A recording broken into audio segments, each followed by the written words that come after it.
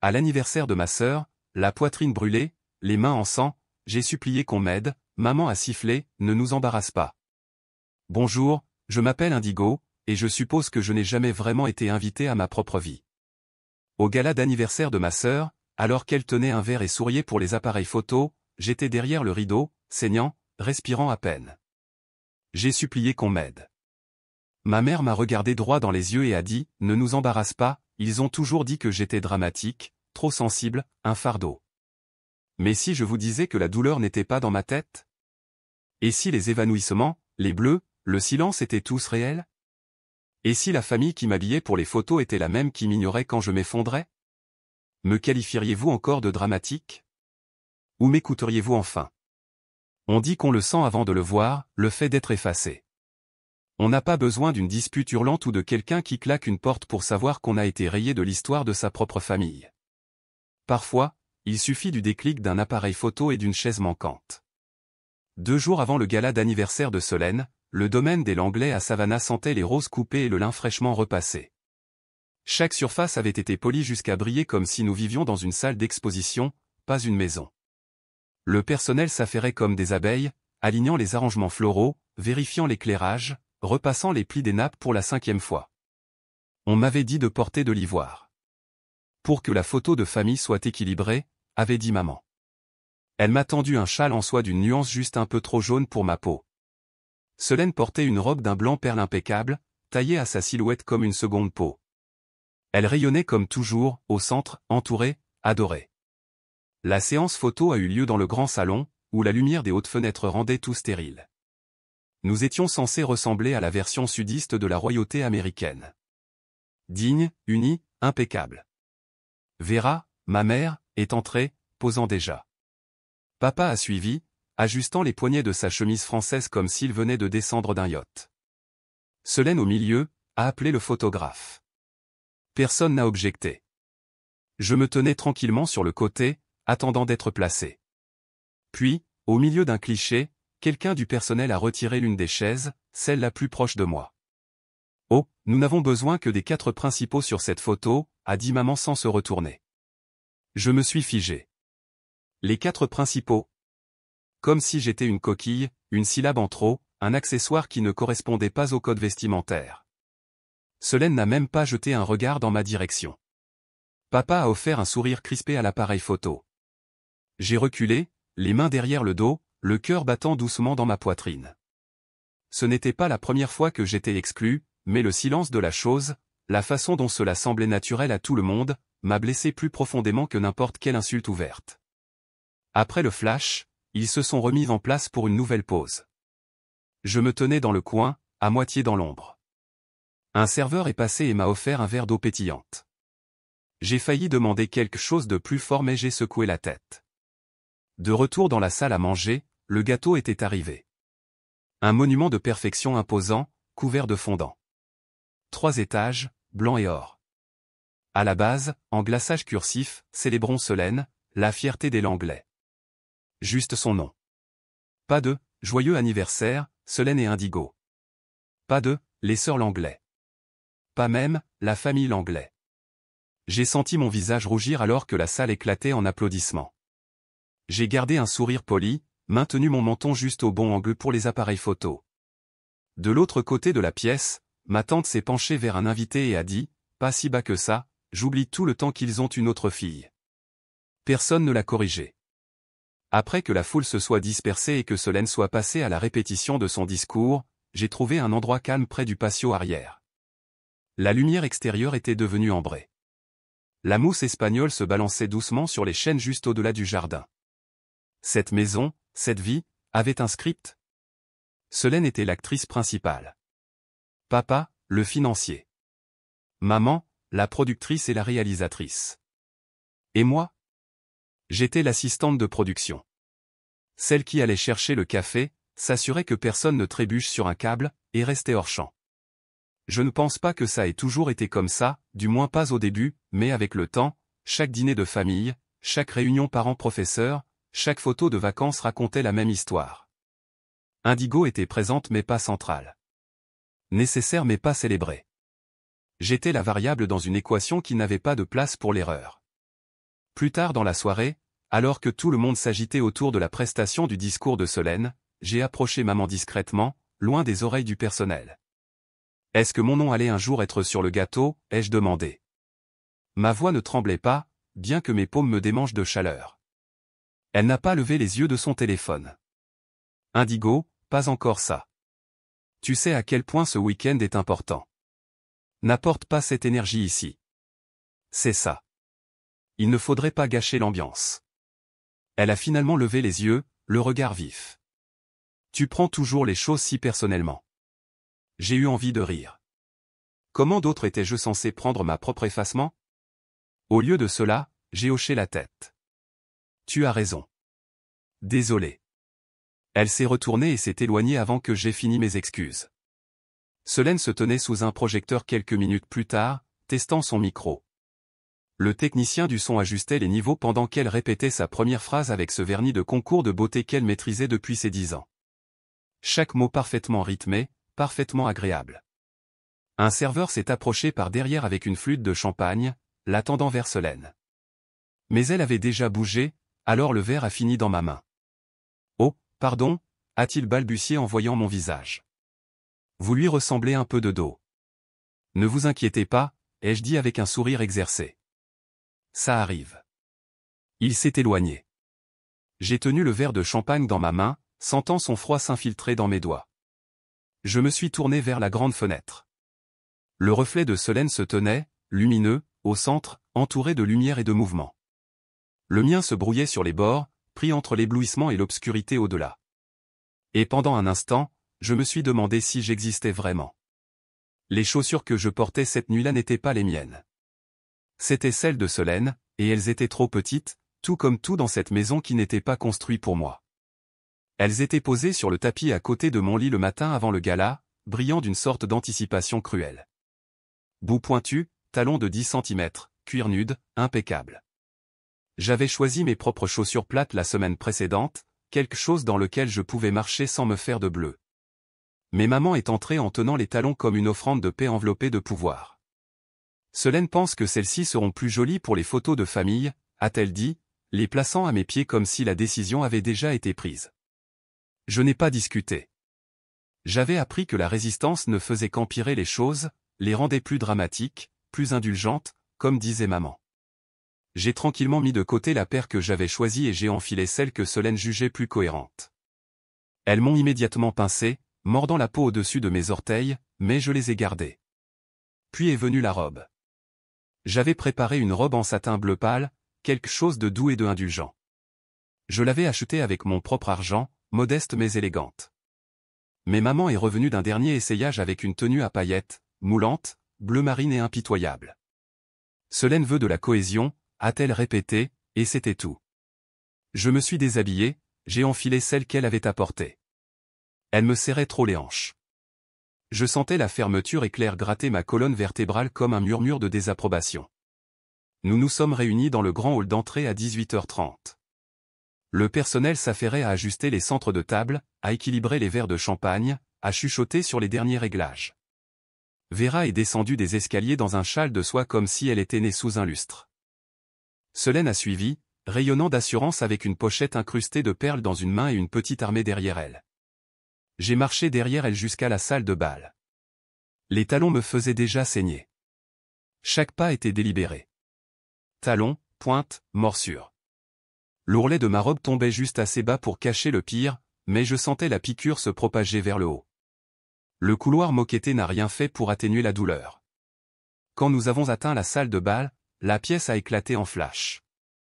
Les membres du personnel ont légèrement baissé la tête. Les invités ont salué mes parents et Solène avec une adoration exercée.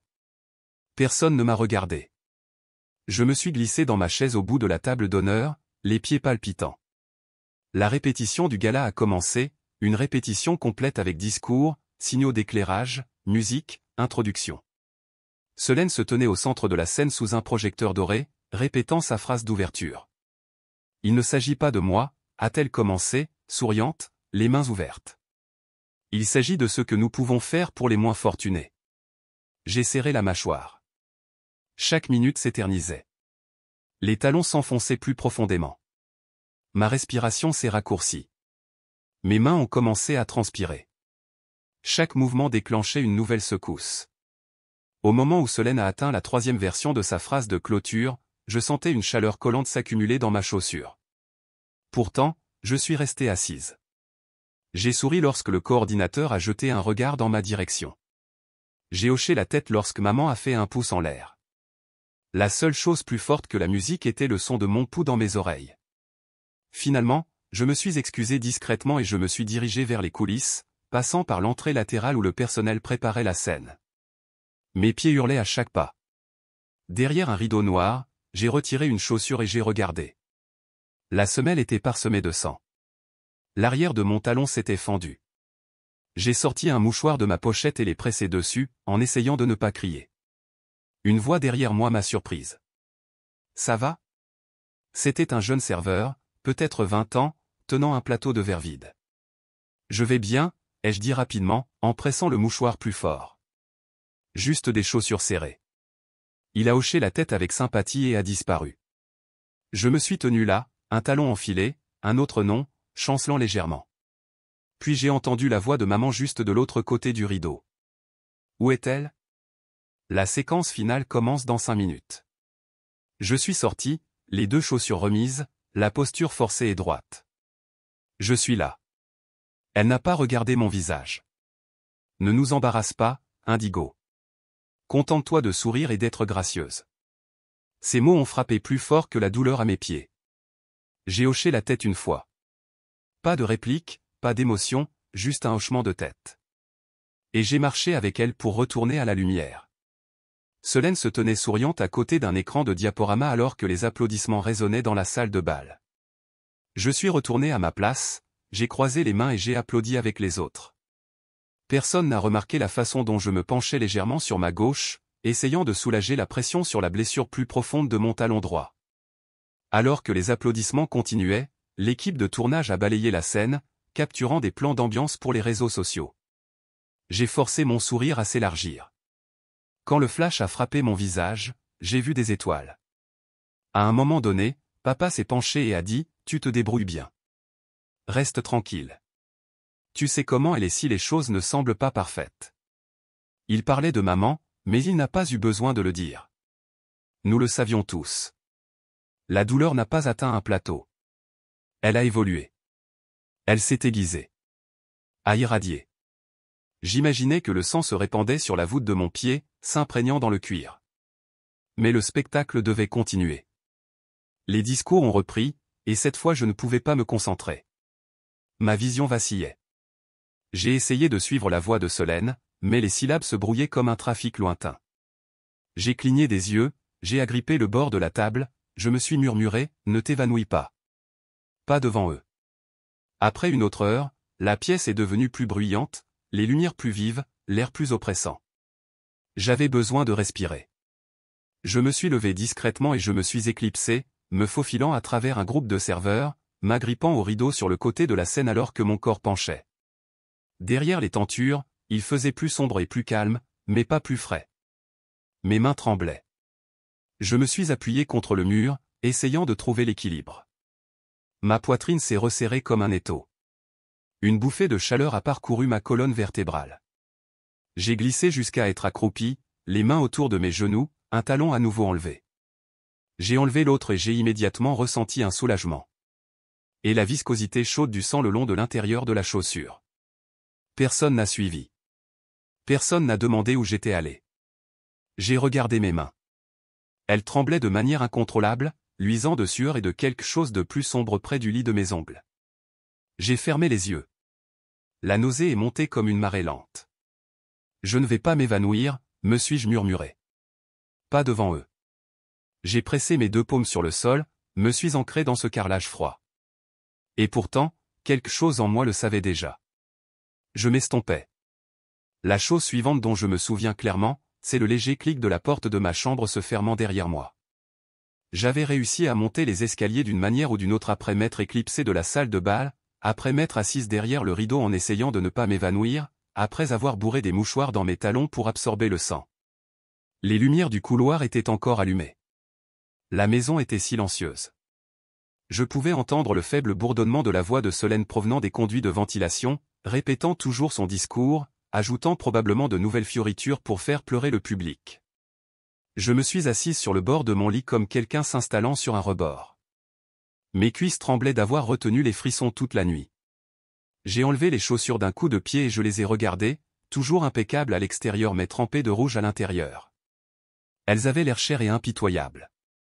Mes pieds étaient à vif. Des ampoules s'étaient ouvertes et avaient fusionné avec le cuir.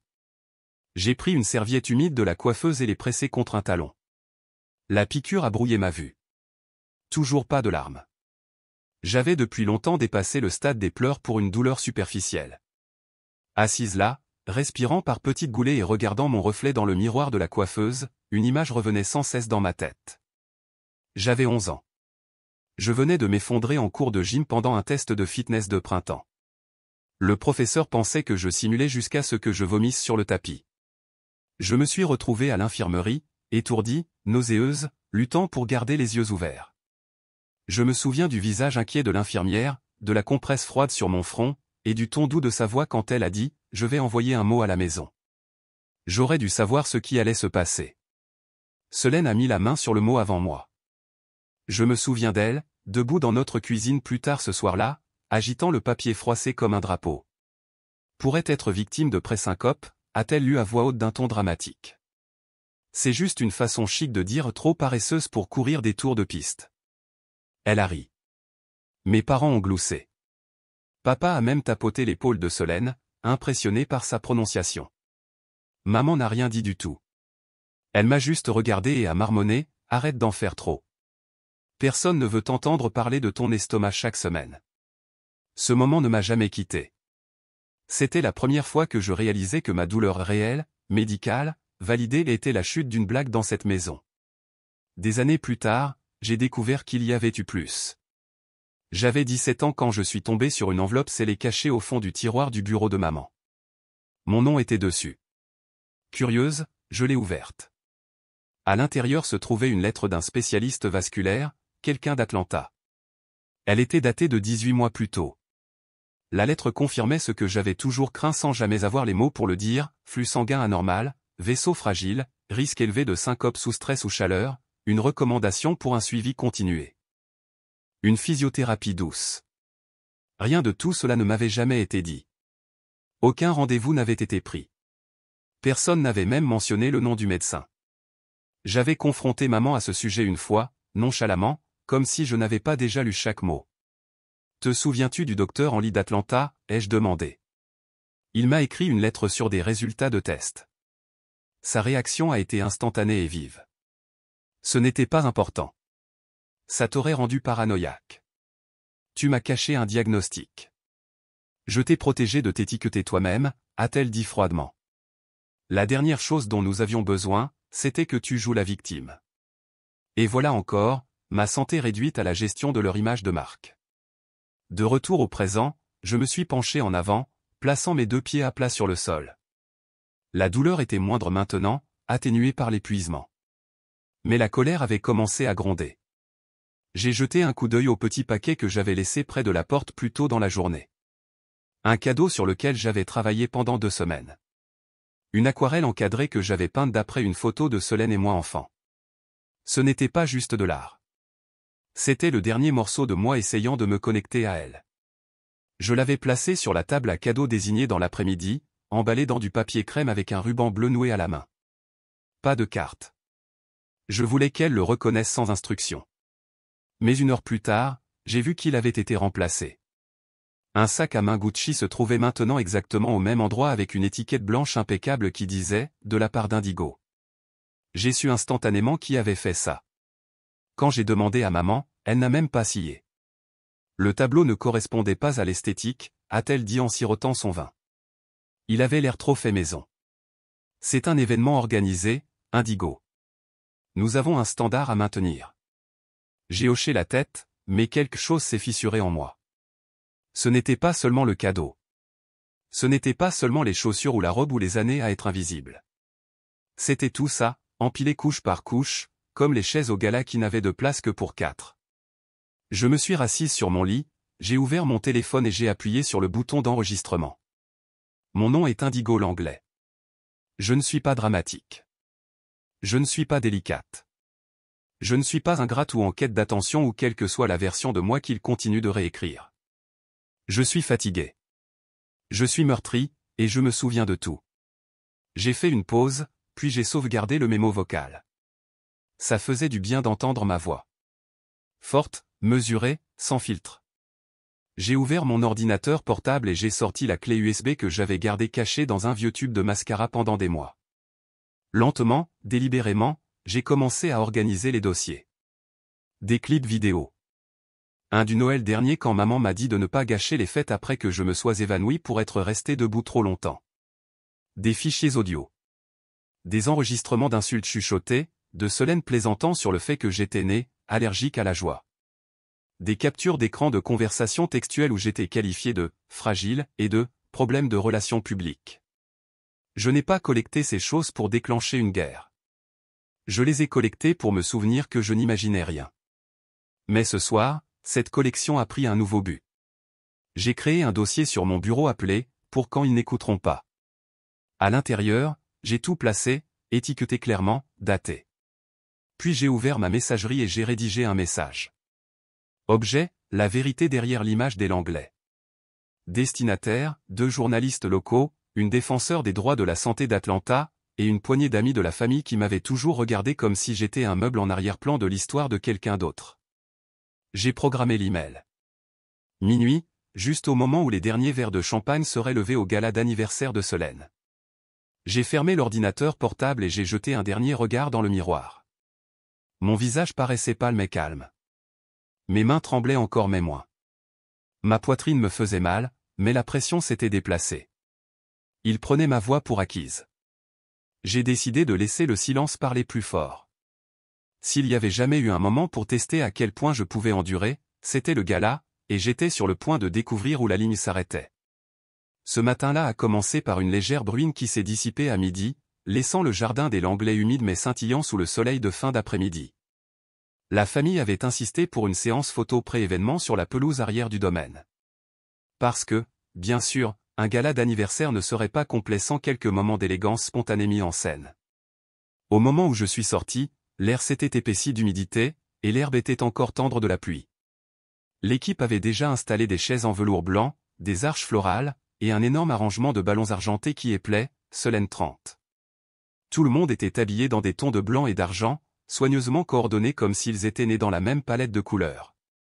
Solène portait une robe à épaules dénudées qui scintillait à chaque fois qu'elle se tournait.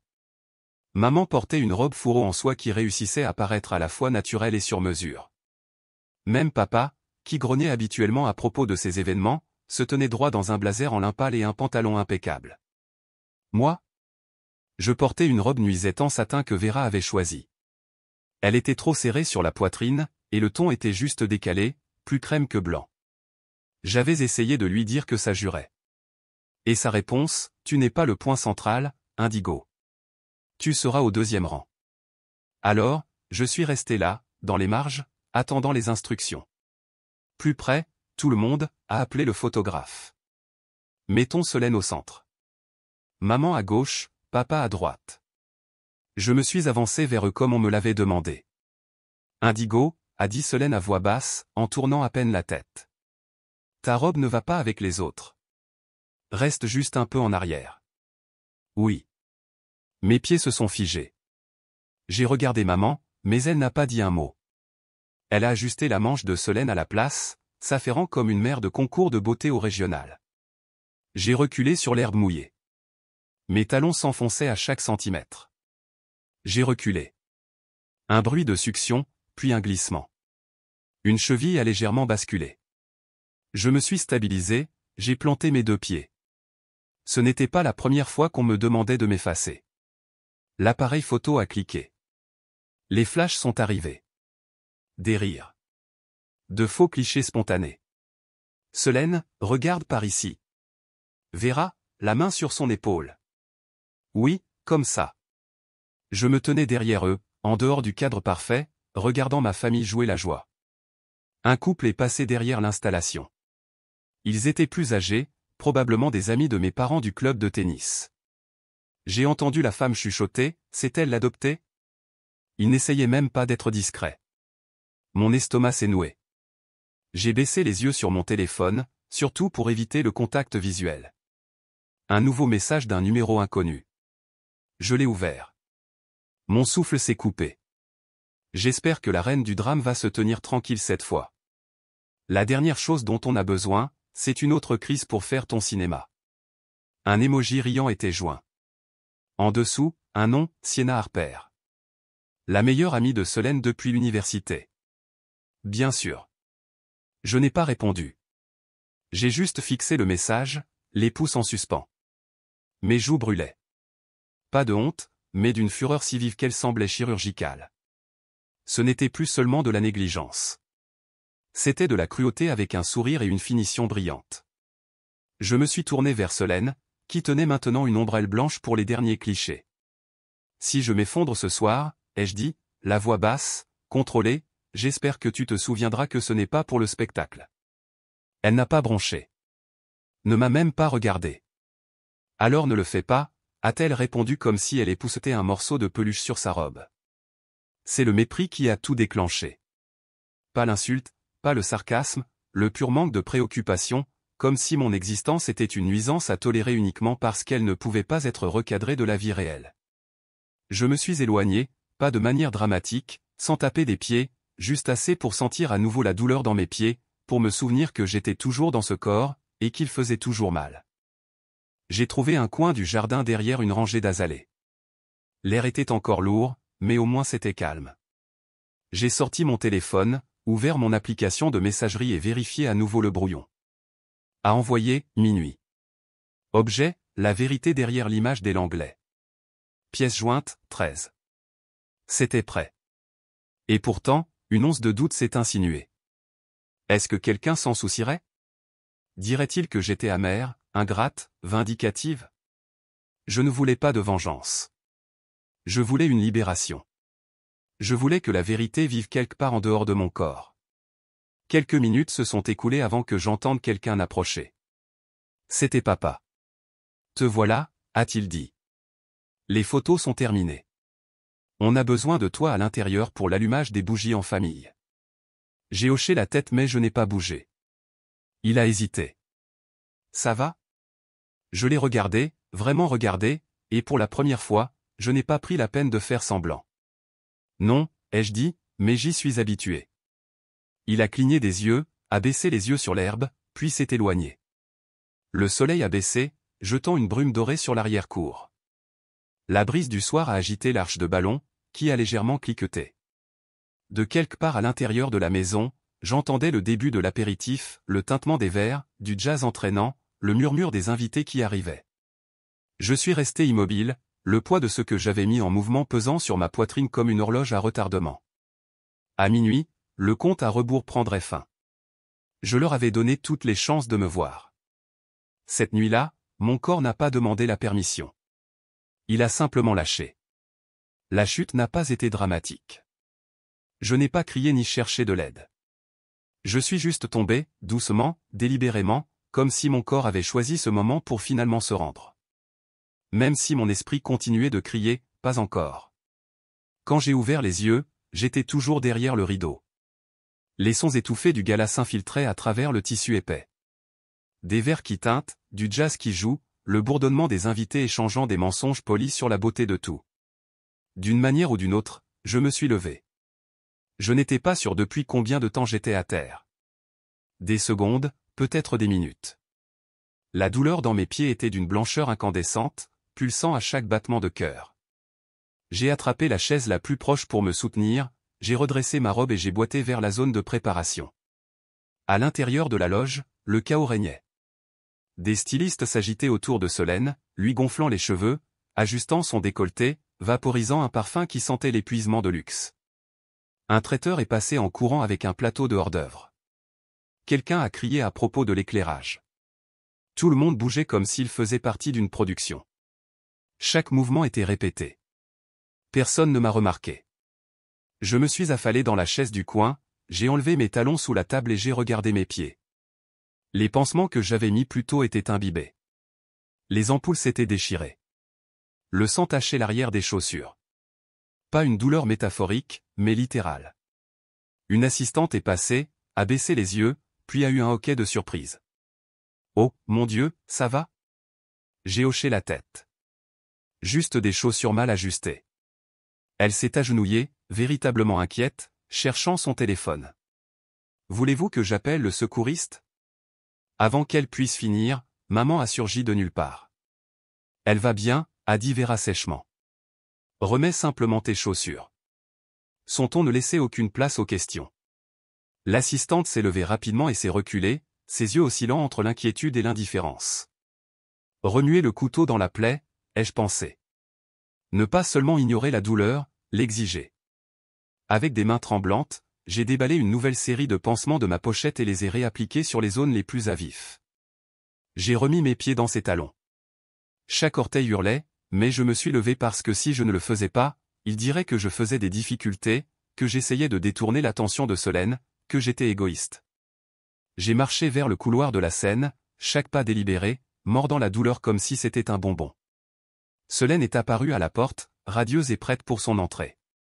Elle m'a regardé, mi-sourire narquois, mi-soupir méprisant. « Écoute » a-t-elle dit en baissant la voix. « Je comprends. Tu es fatigué, mais cette soirée ?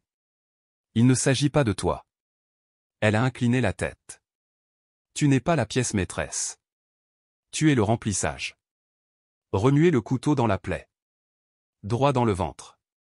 Je n'ai pas répondu.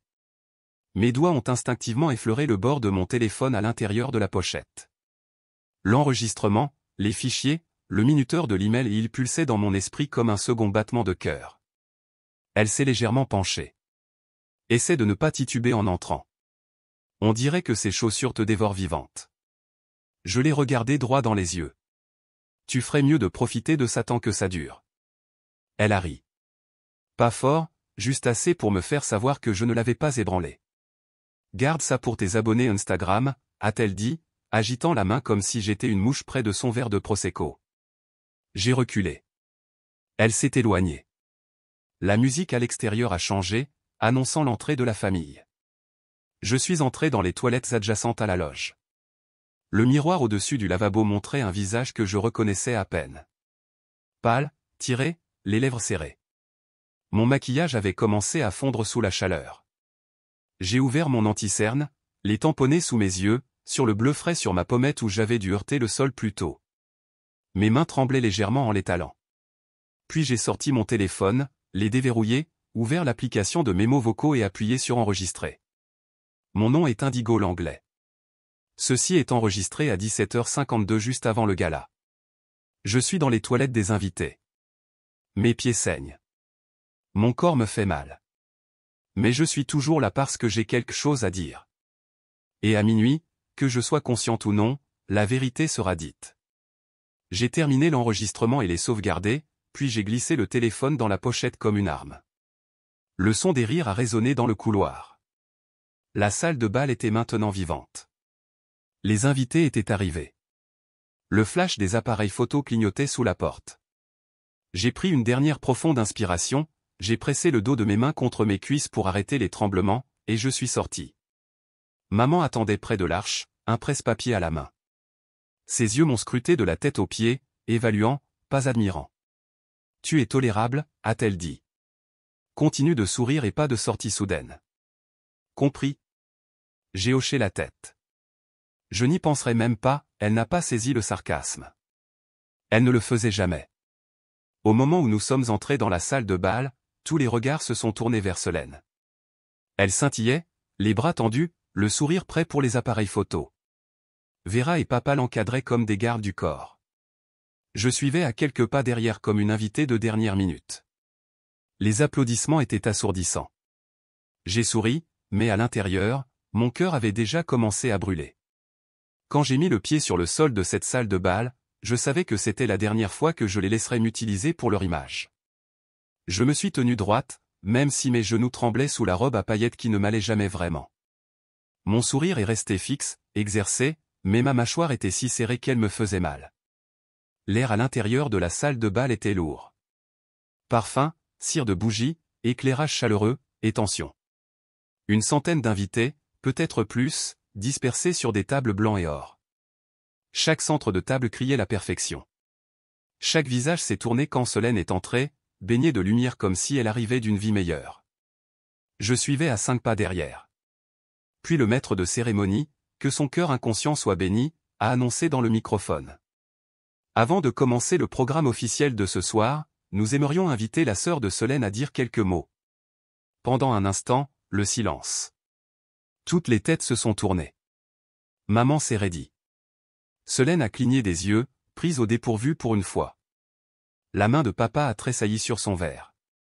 Je me suis avancé. Mes talons claquaient doucement sur le sol poli. Chaque pas était une agonie, mais ma colonne vertébrale est restée droite. Le micro attendait au centre de la scène comme un défi. Je me suis approché, j'ai pris une profonde inspiration, j'ai regardé une mer de visages que je connaissais à peine mais que je craignais encore. Bonsoir, ai-je commencé, la voix basse mais stable, et puis, un grésillement. Rien. Ma voix ne portait pas. J'ai baissé les yeux. La lumière du micro s'était éteinte. Je l'ai tapoté doucement 2 fois. Le maître de cérémonie s'est approché, visiblement confus. Quelqu'un derrière moi a marmonné quelque chose sur des difficultés techniques. Solène est apparue à côté de moi presque instantanément. Elle a attrapé le micro avec ce sourire parfait et brillant. Ce n'est pas grave, a-t-elle dit doucement dans l'air mort. Continuons. Quelques invités ont applaudi. C'était tout. Pas de discours, pas de chance de finir une phrase. J'ai hoché la tête, j'ai haussé légèrement les épaules comme si cela n'avait pas d'importance, et je me suis écarté. Mon estomac s'est tordu alors que les applaudissements devenaient plus forts. Solène était déjà en train de poser, s'orientant vers l'équipe de tournage qui avait repris le film. Le moment serait recadré comme spontané, authentique, intentionnel. Je suis sorti de scène lentement, mon pouls battant derrière mes oreilles. Un serveur près du fond a attiré mon regard et s'est légèrement penché. « Vous avez géré ça avec classe » a-t-il murmuré. Je n'ai pas répondu. Je ne pouvais pas. Ce n'était pas de la gentillesse dont j'avais besoin en ce moment. C'était de l'oxygène. Je suis passé derrière le rideau, j'ai retrouvé le même coin où je m'étais effondré plus tôt, et j'ai expiré. Maman attendait. Elle est entrée en trompe depuis le couloir, l'expression assez vive pour couper du verre. Elle n'a pas attendu que nous soyons seuls. Qu'est-ce que c'était que ça, bon sang, a-t-elle sifflé, gardant sa voix basse mais mortelle. On t'avait dit de ne pas t'impliquer dans la partie des discours. Je n'ai pas demandé à parler, ai-je dit, encore abasourdi. Ils m'ont appelé. Tu aurais dû refuser, a-t-elle claqué. Solène est le centre de l'attention ce soir. Tu es là pour soutenir, pas pour voler la vedette. Je n'essayais pas de le faire. Tu n'essaies jamais. C'est ça le problème. Ces mots ont frappé plus fort que la panne de micro. C'est à ce moment-là que j'ai entendu un petit bruit. Un léger clic, comme l'application appareil photo d'un téléphone qui se ferme. J'ai tourné la tête. Debout sur le côté, juste à l'intérieur de la porte, se trouvait l'un des membres du personnel, un jeune homme en gilet et cravate noire. Je l'ai vaguement reconnu. Il avait aidé à installer les arrangements floraux plus tôt, mais ses yeux n'étaient plus sur le décor maintenant. Ils étaient sur maman, et son téléphone était toujours dans sa main. Il a rencontré mon regard, n'a pas souri, n'a pas cligné des yeux, a juste hoché la tête une fois et s'est éloigné. Je n'y ai pas beaucoup pensé sur le moment. Les 10 minutes suivantes se sont écoulées dans un flou. Solène a prononcé son discours impeccable, émouvant, magnifiquement creux. La foule a applaudi au bon moment, a ri sur commande, a essuyé des larmes qui n'étaient pas tout à fait réelles. Je me tenais près du fond, à moitié caché derrière une colonne décorative, essayant de ne pas m'effondrer à nouveau. Mes chaussures étaient maintenant enlevées, rangées dans ma pochette. Je ne pouvais pas faire un pas de plus avec. Mes pieds pulsaient à chaque battement de cœur. Puis mon téléphone a vibré. Numéro inconnu. Pas de message, juste un fichier vidéo. Je l'ai ouvert. L'image était granuleuse, légèrement décentrée, mais indubitable. Il y avait ma mère, éclairée par les chaudes appliques du couloir, se penchant vers mon visage, le venin dans le ton. Tu n'essaies jamais. C'est ça le problème. La vidéo s'est terminée. Pas de commentaires, pas de légende, juste la vérité brute. Un seule phrase y était attachée, vous méritez d'être entendu. Mes mains tremblaient. Pas de peur, mais de quelque chose d'autre. La reconnaissance. Ce garçon. Il avait été l'un de mes élèves l'année dernière dans un programme de peinture extrascolaire pour lequel je faisais du bénévolat. Calme, observateur, toujours en train de regarder. Il m'avait regardé maintenant, aussi. J'ai souri sincèrement pour la première fois de la soirée. Puis j'ai regardé le clip à nouveau, plus lentement cette fois, non pas parce que j'avais besoin de confirmation mais parce que je savourais la fissure dans le masque. Cette fissure allait devenir un canyon. J'ai ouvert mon brouillon de mail prédéfini. Objet, la vérité derrière l'image des Langlais. Pièce jointe, maintenant 14. J'ai ajouté le clip, cliqué sur enregistrer, puis j'ai cliqué sur programmer. Heure de livraison, minuit précise. presse@localnewsga.com, editor@womaninjustice.org, 4 amis de longue date de la famille, et quelques anciens professeurs et donateurs que Solène prétendait représenter. C'était fait. Je n'ai pas tremblé. Je n'ai pas pleuré. Au lieu de cela, j'ai marché pieds nus, stable, jusqu'aux toilettes. Je me suis lavé les mains. J'ai lissé le devant de ma robe. J'ai vérifié que mon téléphone vibrait encore de vie dans ma pochette. Et pour la première fois depuis longtemps, je me suis senti plus grande que Solène. Ils voulaient le silence. Je leur ai donné la vérité. Sans sourdine et inarrêtable. Les secondes qui ont suivi la programmation de cet email m'ont paru plus bruyantes que le gala lui-même. Un rugissement doux et constant bourdonnait dans mes oreilles. Moitié adrénaline, moitié le poids de tout ce que j'avais porté pendant des années pressant contre ma poitrine. Je n'ai pas bougé. Pas tout de suite. Je suis juste resté là, derrière la colonne, talons enlevés, respirant de manière irrégulière alors que le maître de cérémonie annonçait le toast final de Solène. Mesdames et messieurs, au coup de minuit, nous levons nos verres pour célébrer non seulement un anniversaire, mais un héritage. Je pouvais pratiquement entendre Vera sourire derrière son verre de champagne. Les lumières de la salle de bal se sont légèrement tamisées pour l'effet. Les bougies vacillaient au rythme de la musique de fond. Solène s'est avancée au centre, maintenant baignée d'une lumière dorée et douce. Sa robe scintillait, ses boucles d'oreilles brillaient, son sourire aurait pu vendre des miracles. Tout le monde s'est levé, flûte à la main, prêt pour un moment parfait. Et puis les écrans sont devenus noirs. Tous les 3 ou 2 derrière la scène et un grand projecteur suspendu se sont soudainement éteints. Il y a eu une courte pause, un murmure. Quelques invités ont regardé autour d'eux, supposant un problème technique. Vera s'est tournée brusquement vers la cabine de son, les sourcils froncés. Solène s'est figée à mi-geste, les mains toujours levées, les yeux balayant à gauche, puis à droite. Et puis mon visage est apparu. Ce n'était pas glamour. Ce n'était pas répété. C'était juste moi. Pas de retouche maquillage, pas de filtre de lumière, pas de faux semblant. Le cadre me montrait dans ma chambre la veille, assise près de ma fenêtre, la voix basse mais stable. Bonjour. Si vous regardez ceci, cela signifie que je n'ai pas pu vous dire ces choses en personne. Ou peut-être que j'ai déjà essayé, et que vous n'avez pas écouté. Des halètements ont rempli la pièce.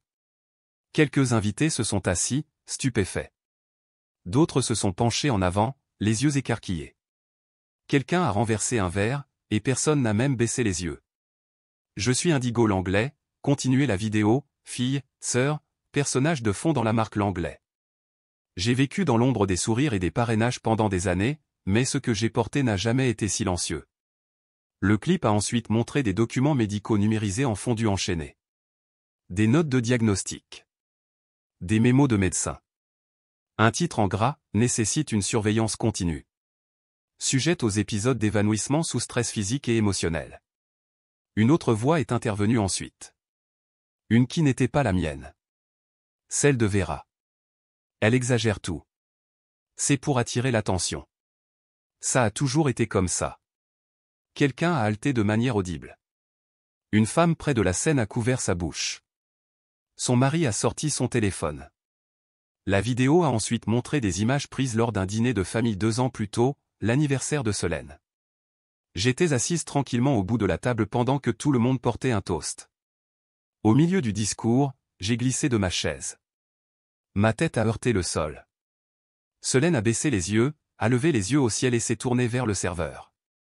Pouvez-vous simplement apporter le gâteau maintenant?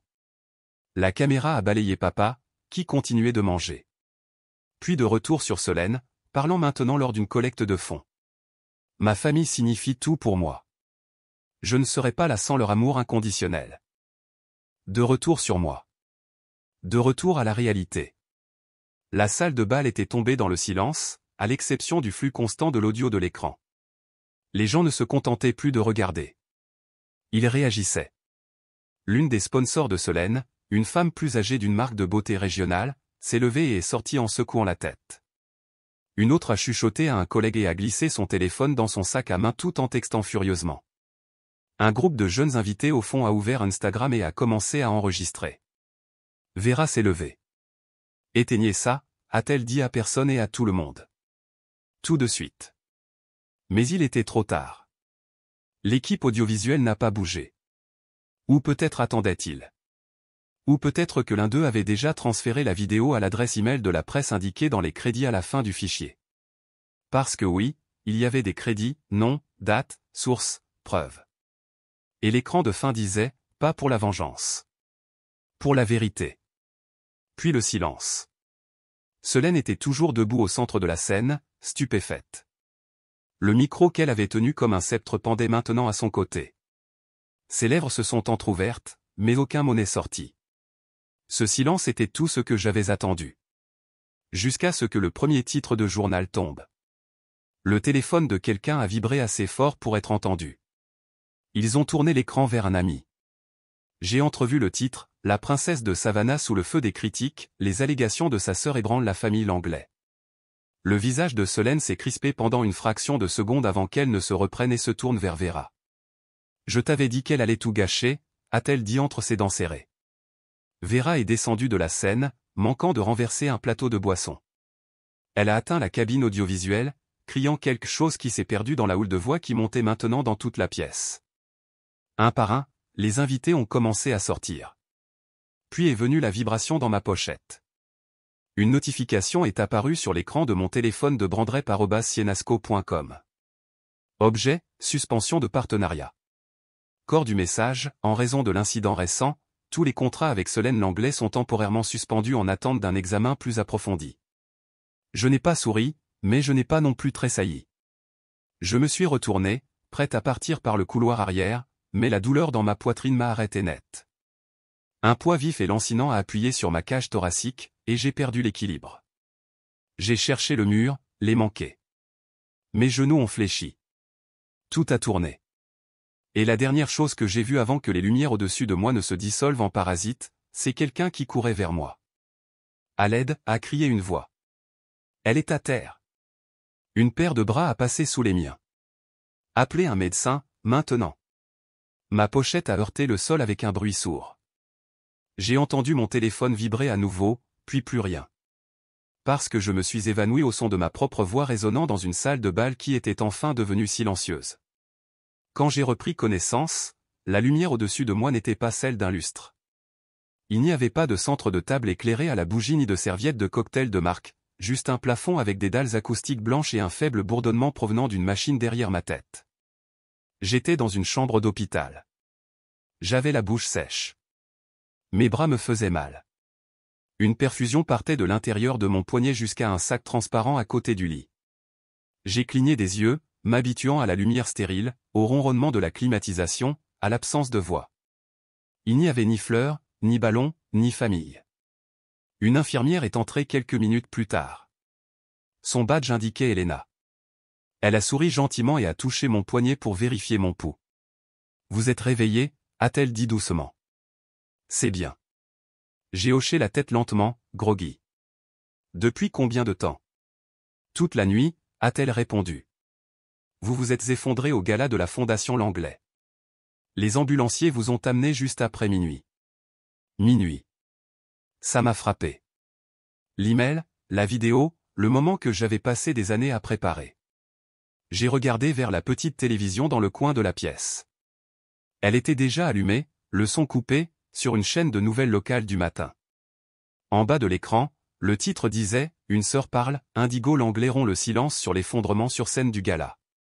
À côté, un arrêt sur image de mon visage de la vidéo. Flou mais brut. Elena a suivi mon regard. Vous avez été sur toutes les chaînes ce matin, a-t-elle dit. Les gens écoutent. Le visiteur suivant n'était pas de la famille. C'était Madame Odette Marleau, mon ancienne professeure d'art, mentor, et à bien des égards, la seule adulte qui m'ait jamais cru sans hésitation. Elle n'a pas dit grand-chose en entrant. Elle a juste posé son sac à main sur la chaise à côté de mon lit et s'est assise, les yeux pleins mais calmes. J'attends ici depuis 6 heures du matin, a-t-elle dit. Il ne voulait pas me laisser entrer plus tôt. J'ai réussi à esquisser un faible sourire. Toujours en train de repousser les limites, hein. Certaines choses valent la peine d'être poussées, a-t-elle répondu. Elle a fouillé dans son sac et a sorti un dossier, un que je reconnaissais de notre dernière rencontre un mois plus tôt. À l'intérieur se trouvaient des documents juridiques, des formulaires de changement de nom, déposés, signés, approuvés. Tu as dit que tu voulais attendre après le gala, a-t-elle dit. Veux-tu toujours aller jusqu'au bout? Je n'ai pas hésité. Oui. Elle m'a passé le stylo. Ma main tremblait en le prenant, non pas de peur mais de quelque chose de plus profond, la libération. J'ai signé la ligne où il était écrit, signature du demandeur, j'ai barré, Indigo l'anglais, et j'ai écrit ce que j'avais décidé des semaines auparavant, Indigo Marleau. Odette m'a regardé, puis a murmuré doucement, c'est à toi maintenant, entièrement. Je me suis adossé aux oreillers, le stylo toujours à la main, et j'ai murmuré, Indigo existe par lui-même maintenant. 1 heure plus tard, le téléphone de la chambre d'hôpital a sonné. Ce n'était pas la famille. C'était un journaliste, puis un autre. Puis quelqu'un du département d'état des services à la famille et à l'enfance. Chaque voix était différente, mais le thème était le même, me demandant si j'étais prête à parler. Je leur ai dit pas encore. Dehors, des camionnettes de presse bordaient le trottoir de l'hôpital. Je n'avais pas besoin de les voir pour savoir qu'elles étaient là. L'infirmière l'a confirmé. L'un d'eux a même essayé de passer la sécurité, se prétendant un vieil ami. Typique. À midi, les réseaux sociaux avaient explosé. Des captures d'écran de la vidéo, des clips, des réactions. Le hashtag #Irindigo était en tendance. Des influenceurs l'ont repartagé. Des survivants ont partagé leurs propres histoires. Puis les messages ont commencé à arriver. Des centaines, puis des milliers. Certains venaient d'inconnus, d'autres d'anciens camarades de classe, de gens que je n'avais pas vus depuis le lycée. L'un venait de mon professeur de gym de 3e, qui s'excusait de ne pas avoir reconnu les signes quand je m'étais effondré dans sa classe. Mais aucun ne venait de mes parents. Pas un appel, pas un message, pas une seule reconnaissance. Ça piquait plus que je ne voulais l'admettre. Même après tout, même après que Vera ait crié « c'est une affaire privée » aux journalistes à l'extérieur du gala, je pensais que peut-être, juste peut-être. Mais non. Leur silence était constant, au moins. Une infirmière a apporté le déjeuner en le poussant, mais je l'ai à peine touché. Mon estomac s'était tordu en nœuds. Ce soir-là, j'ai été transféré dans une chambre de convalescence privée. Les lumières y étaient plus chaudes, l'air plus calme. Je pouvais enfin expirer sans que mes poumons ne se serrent. Odette est revenue avec quelque chose enveloppé dans une enveloppe en manille. J'ai pensé que ça pourrait t'aider, a-t-elle dit en le posant sur la table. À l'intérieur se trouvait une copie imprimée de l'article qui venait d'être publié sur Savannah Local, Quand le silence brise le plafond, Indigo Marleau raconte son histoire. J'ai lu chaque mot lentement, attentivement. Il n'y avait pas de manipulation, pas de distorsion, juste ma voix, enfin entendue. Le journaliste lui avait rendu justice. Ils avaient inclus des citations de la vidéo, des preuves de mes documents, même des témoignages d'anciens professeurs et voisins. Et à la fin, un simple paragraphe, Indigo ne cherche pas la vengeance. Elle cherche à être vue, à être comprise. Et maintenant, enfin, elle l'est. J'ai plié l'article et l'ai placé dans le tiroir à côté de mon lit. Cette nuit-là, pour la première fois depuis ce qui semblait être des années, j'ai dormi sans cauchemar. Le lendemain matin, une lettre est arrivée, manuscrite, sans adresse de retour. Je l'ai ouverte lentement. À l'intérieur, sur du papier à lettres lignées, il n'y avait que quelques phrases, je t'ai vu. Avant qu'il ne le fasse pas. Avant qu'il ne décide de ne pas le faire. Je t'ai toujours vu. Amour, grand-mère. J'ai pressé le papier contre ma poitrine et j'ai fermé les yeux. Parfois, la guérison ne commence pas avec la justice. Elle commence avec le fait d'être cru. La transition de l'anglais à Marlowe n'était pas seulement légale. Elle était cellulaire. Le changement de nom n'était pas une question de dépit ou de rébellion. C'était une question de souffle. D'espace. La prise de conscience tranquille que je n'avais pas apporté un héritage construit sur le silence et un éclat auquel je n'avais jamais consenti. Le nouvel endroit était petit, juste 3 pièces, dont l'une à peine assez grande pour un lit simple et un coin d'art improvisé, mais il était à moi. La maison que j'appelle maintenant chez moi sentait la peinture et la possibilité. Et cette fois, le silence ne faisait pas mal. Il guérissait. Mon 3e matin là-bas, en déballant l'une des dernières boîtes qu'Odette avait gardées en lieu sûr, j'ai trouvé la lettre, une petite enveloppe, vieillie au coin, avec mon nom dessus, écrit de la main de ma grand-mère. Elle était décédée il y a 5 ans, et je ne savais pas qu'elle m'avait écrit quoi que ce soit.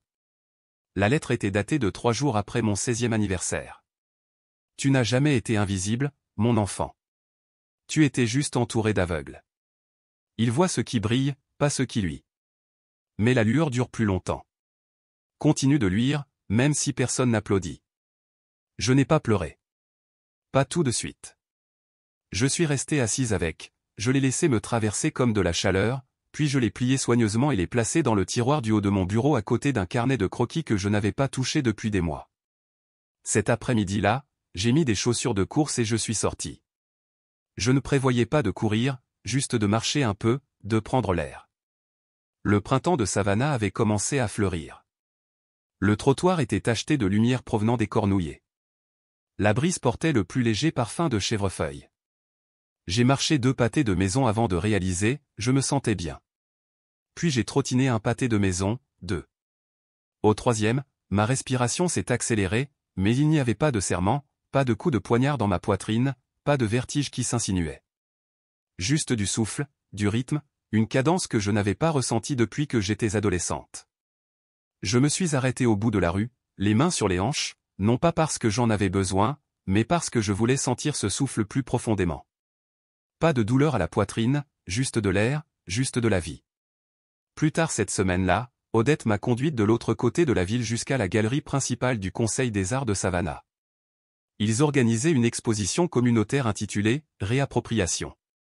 La directrice m'avait contacté après avoir vu mon histoire en ligne. Elle m'avait demandé si j'avais des œuvres que je voulais exposer. J'ai hésité au début, mais finalement, j'en ai proposé une, pas oubliée. Un portrait en technique mixte que j'avais créé après l'hôpital, inspiré par les mots de ma grand-mère, la silhouette d'une femme cousue de verre brisé et de traits de crayon avec les mots, toujours là, gravés dans le coin inférieur droit. La directrice l'a accroché à l'entrée. En dessous, une petite plaque indiquait « Indigo Marlowe ». Je suis resté là pendant près de 20 minutes, à regarder les gens s'arrêter devant. Certains semblaient confus, d'autres passaient leur chemin. Mais une femme, d'âge moyen en blouse, son badge indiquant Darlene, est restée plus longtemps que la plupart. Sa main est allée à sa poitrine. Elle a murmuré quelque chose. Je n'ai pas pu l'entendre, mais ses yeux en disaient assez. Ce soir-là, j'ai reçu un email du conseiller d'orientation de mon ancien lycée. Il rénovait un couloir dédié au bien-être et à l'inclusion. Est-ce que cela me dérangerait s'ils imprimaient et encadraient une version de « Pas oublié » pour l'accrocher près de la campagne anti-harcèlement de l'école? J'ai dit oui, et j'ai pleuré alors, un peu, silencieusement. 2 semaines plus tard, j'ai enregistré un épisode pour un podcast sur la guérison des traumatismes. L'animatrice a posé des questions réfléchies et prudentes. Vers la fin, elle a dit « S'il y a une chose que vous diriez à votre jeune moi maintenant, quelle serait-elle » Je n'ai pas hésité. Je ne leur pardonne pas, ai-je dit doucement. Mais je me pardonne d'avoir cru que je méritais leur silence. Ce clip est devenu viral. Pas viral à des millions de vues, mais assez. Assez pour que les gens écrivent, tendent la main, disent « Moi aussi ». Le jour de mon dernier contrôle à l'hôpital, Odette est venue me chercher dans sa vieille Subaru. Elle n'en a pas fait toute une histoire. Elle m'a juste tendu un café à emporter, m'a demandé si j'avais apporté ma carte d'assurance, et a attendu pendant que je vérifiais mon téléphone pour la énième fois. Le rendez-vous a été rapide, pas de problème persistant. Mes niveaux d'oxygène étaient forts. Le médecin a dit « Vous avez meilleure mine que ce que votre dossier laisse entendre ». J'ai souri à cela. Alors que nous retournions à la voiture, j'ai glissé mon bras sous celui d'Odette sans réfléchir. Elle n'a pas réagi, a juste marché à côté de moi jusqu'au sentier au bord de la rivière, celui près du parc avec la fontaine que je fixais quand j'étais enfant. Nous n'avons pas beaucoup parlé, nous avons juste marché main dans la main. Ma poitrine ne me faisait pas mal. Mes jambes ne tremblaient pas. Je n'étais plus l'ombre de personne. Il disait que j'étais dramatique. Il disait que j'étais fragile. Il disait que je devais me taire. Je n'ai rien dit jusqu'à maintenant. Parfois, l'acte de force le plus bruyant est de choisir de s'éloigner, surtout de ceux qui ne vous aiment qu'en silence. L'histoire d'Indigo nous rappelle qu'être silencieux ne signifie pas être faible. Et quand personne ne vous croit, documenter votre vérité pourrait être la chose la plus courageuse que vous puissiez faire. Vous êtes-vous déjà senti invisible dans votre propre famille? Dites-moi dans les commentaires. Et si cette histoire vous a touché, n'oubliez pas d'aimer, de vous abonner et d'activer les notifications.